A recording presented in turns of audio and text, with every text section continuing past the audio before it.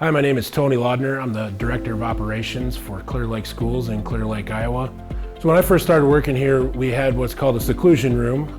It's just an area for elementary students to kind of unwind and reset and just so they don't hurt themselves or hurt others. And what they were using was just tumbling mats on the wall so they wouldn't hurt themselves while in this room.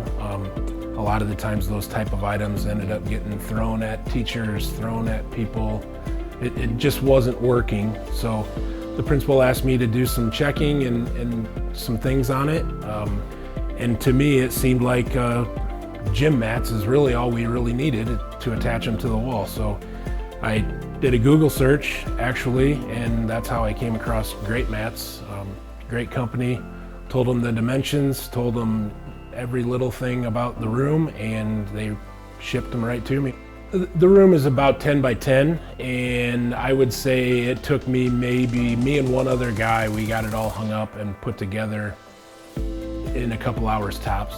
Yeah, we've used them for about 3 years and they've worked out absolutely perfect. Obviously a seclusion room is a needed thing, and this is a perfect way to make it safe for everybody. And Greatmats is a great company to work with.